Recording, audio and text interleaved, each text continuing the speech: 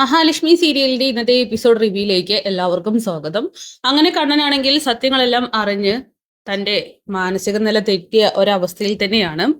എന്തായാലും തിരിച്ചെത്തുന്ന കണ്ണനാണെങ്കിൽ ദുർഗയോടും കരുണയോടും ഉണ്ണിയോടും വാമദേവനോടായിട്ട് പറയുന്നുണ്ട്, ഇനി എന്നോട് അനാവശ്യമായിട്ട് ചൂടാവാൻ വരരുത്, അല്ലെങ്കിൽ സംസാരിക്കാൻ വരരുത്. വന്നാൽ കണ്ണന്റെ ഈ പാവത്താൻ മുഖമായിരിക്കില്ല നിങ്ങളൊക്കെ കാണുക, അതിലപ്പുറം ഒരു മുഖമുണ്ട് എനിക്കെന്നൊക്കെ പറഞ്ഞുകൊണ്ട് അവിടെ നിന്നും കണ്ണൻ പോകുന്നുണ്ട്. ഈ സമയം ദുർഗ പറയുകയാണ്, ഇനിയിപ്പോ മോളുടെ അച്ഛന്റെ ദേഹത്ത് നിന്നും വിശ്വനാഥേട്ടൻ ഈ കണ്ണന്റെ ദേഹത്ത് കയറിയെന്ന് തോന്നുന്നു, ഇതിനിപ്പോ എന്തെങ്കിലുമൊക്കെ ഒരു പോംവഴി കാണാതെ ശരിയാവില്ല എന്നൊക്കെ പറഞ്ഞ് അവരങ്ങോട്ട് പോകുന്നു. അങ്ങനെ കരുണയും വാമദേവനും കണ്ണനെങ്ങാനും സത്യങ്ങൾ തിരിച്ചറിഞ്ഞോ എന്നറിയാതെ ആകെ കൺഫ്യൂസ്ഡ് ആവുകയാണ്. ഈ സമയം മുത്തശ്ശിയാണെങ്കിൽ പ്രതാപനോട് ചോദിക്കുന്നുണ്ട്, അല്ല പ്രതാപ, നീ എങ്ങാനും അവനോട് സത്യങ്ങൾ പറഞ്ഞോ? ഞാനെന്ത് പറയാനാ, ചായക്ക് കുറച്ച് കടുപ്പം കൂടുതലാണെന്ന് പറഞ്ഞു, അല്ലാതെ ഒന്നും പറഞ്ഞിട്ടില്ല എന്ന് പ്രതാപനാണെങ്കിൽ തിരിച്ചടിക്കുന്നു. അങ്ങനെ മഹി എത്രയൊക്കെ വിളിച്ചിട്ടും കണ്ണൻ ഫോൺ എടുക്കാത്തതിന്റെ ടെൻഷനിലാണ് അവൾ. അങ്ങനെ ലേഖ പറയുന്നുണ്ട്, മഹി നീ ഒന്ന് ടെൻഷൻ അടിക്കാതെ ഇരിക്കെ, പായസമൊക്കെ കുടിച്ചതിന്റെ ആ ഒരു ക്ഷീണത്തിൽ കണ്ണേട്ടൻ ഒരുപക്ഷെ കിടന്നുറങ്ങുന്നുണ്ടാകും എന്നൊക്കെ പറയുമ്പോൾ, ഇല്ല ലേഖ, അങ്ങനെ വരാൻ വഴിയില്ല, എന്റെ ഫോൺ കോൾ കണ്ടാൽ അപ്പൊ തന്നെ തിരിച്ചു വിളിക്കുന്ന ആളും എങ്ങനെയാ ഇങ്ങനെ മനസ്സ് വിട്ട് കിടന്നുറങ്ങുക?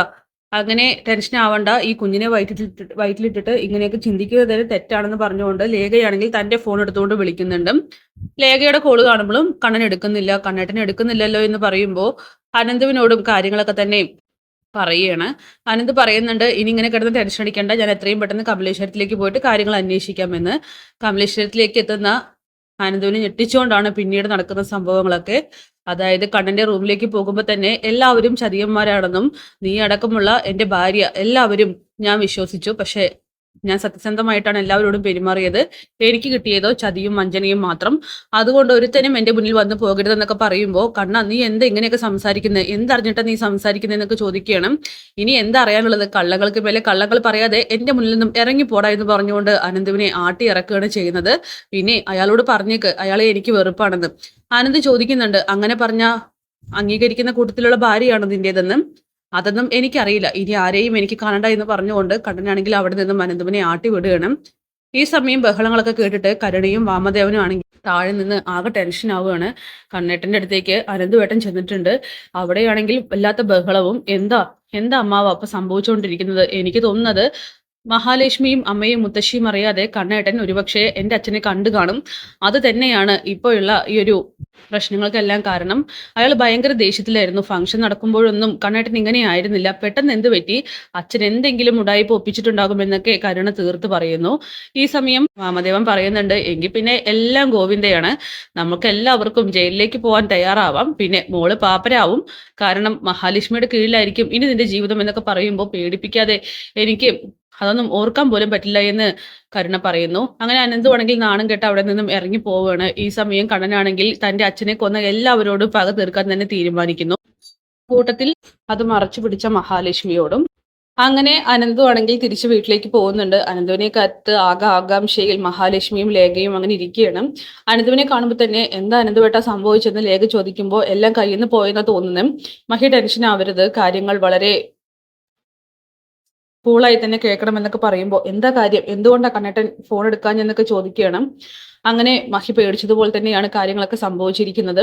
പ്രതാപൻ എന്തോ ഒരു രഹസ്യം കണ്ണനോട് പറഞ്ഞിട്ടുണ്ട്, അല്ലാതെ മറ്റൊന്നും അല്ല എന്ന് പറയുമ്പോൾ ഇത് കേട്ട് മഹിയാണെങ്കിൽ ആകെ ഷോക്കാവുകയാണ്. എന്റെയും അമ്മയുടെയും കണ്ണ് വെട്ടിച്ച് കണ്ണേട്ടൻ എപ്പോഴാണ് അയാളെ കാണാനായിട്ട് പോയത്? എനിക്ക് വിശ്വസിക്കാൻ കഴിയുന്നില്ല. എൻ്റെ മനസ്സ് പറയുന്നുണ്ടായിരുന്നു എന്തോ ആപത്ത് സംഭവിക്കാൻ പോവുകയാണെന്ന്. അതുപോലെ തന്നെ നടന്നില്ലേക്ക്. അതെ, കണ്ണൻ എന്നെ അവിടെ നിന്നും ആട്ടി ഇറക്കുകയായിരുന്നു.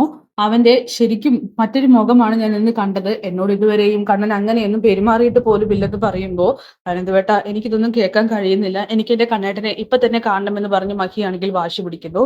അങ്ങോട്ട് പോവാത്തതായിരിക്കും നല്ലത് മഹി, നിന്നെ ഇനി അങ്ങോട്ട് വിളിക്കണ്ട എന്നും പറഞ്ഞു. അത്രയ്ക്കും ദേഷ്യത്തിലാണ് അവനെന്ന് പറയുമ്പോൾ, ഞാൻ എങ്ങനെയാ വിളിക്കാതിരിക്കുക, അതിന് എനിക്ക് ഒരിക്കലും കഴിയില്ല എന്ന് പറഞ്ഞുകൊണ്ട് മഹിയാണെങ്കിൽ ലേഖയോടും റെഡി ആവാനായിട്ട് പറയുകയാണ്, നമുക്ക് പോവാം കണ്ണേട്ടനെ കാണാൻ എന്നൊക്കെ പറഞ്ഞ്. അങ്ങനെ ലേഖയും മഹിയും അനന്തവും ചേർന്ന് കമലേശ്വരം ഫിനാൻസിലേക്കാണ് പോകുന്നത്.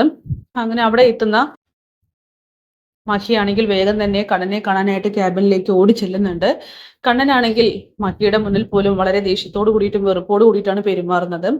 അങ്ങനെ മഹിയാണെങ്കിൽ കാല് പിടിക്കുന്നുണ്ട്. കണ്ണേട്ട, തന്നെ ഒരിക്കലും തെറ്റിദ്ധരിക്കരുത്. സത്യങ്ങളെല്ലാം ഞാൻ മറച്ചു വെച്ചത് തെറ്റ് തന്നെയാണ്.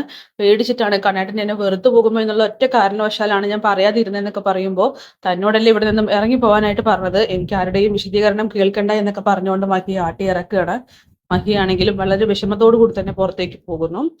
അങ്ങനെ കാര്യങ്ങളൊക്കെ ലേഖയോട് പറയുമ്പോൾ ലേഖയ്ക്കും അത് സഹിക്കാനായിട്ട് കഴിയുന്നില്ല. അവളും കണ്ണന്റെ ക്യാബിനിലേക്ക് പോവുകയാണ്. കണ്ണേട്ടൻ ഇനി എന്നെ ആട്ടി ഇറക്കിയാലും എനിക്ക് യാതൊരു പ്രശ്നവുമില്ല. പക്ഷെ മഹിയോട് കണ്ണേട്ടൻ ചെയ്യുന്നത് ക്രൂരത തന്നെയാണ്.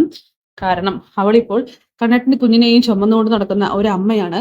അതിലുപരി കണ്ണേട്ടന്റെ നന്മ മാത്രം പ്രതീക്ഷിച്ചുകൊണ്ടാണ് അവൾ ഇതൊക്കെ മറച്ചു വെച്ചത്. ഇത് തുറന്നു പറഞ്ഞാൽ ഉണ്ടാകുന്ന പ്രത്യാഘാതങ്ങൾ ഓർത്തിട്ട് കണ്ണേട്ടനെ വേദനിപ്പിക്കരുത് എന്നുള്ള ഒരു മാനസികാവസ്ഥയിൽ അച്ഛനെ കുറിച്ച് ഓർക്കുമ്പോൾ തന്നെ കണ്ണേട്ടൻ വളരെയധികം വിഷമിക്കാറുണ്ട്. ആ ഒരു വിഷമം വീണ്ടും മഹി കാരണം ഉണ്ടാകരുതെന്ന് കരുതിയിട്ട് മാത്രമാണ് അവൾ ഇതൊക്കെ മറച്ചു വെച്ചെന്ന് പറയുമ്പോൾ കണ്ണനാണെങ്കിൽ ഒന്നും മിണ്ടുന്നില്ല. പറയേണ്ടത് പറഞ്ഞു, ഇനി ബാക്കിയൊക്കെ കണ്ണേട്ടന്റെ തീരുമാനം എന്ന് പറഞ്ഞുകൊണ്ട് ലേഖയും അവിടെ നിന്നും ഇറങ്ങിപ്പോകുന്നു. എന്തായാലും അതൊക്കെ കാണിച്ചുകൊണ്ടാണ് എപ്പിസോഡ് അവസാനിക്കുന്നത്. കാത്തിരിക്കാം കിടിലൻ എപ്പിസോഡ്സിനായിട്ട്. Bye bye.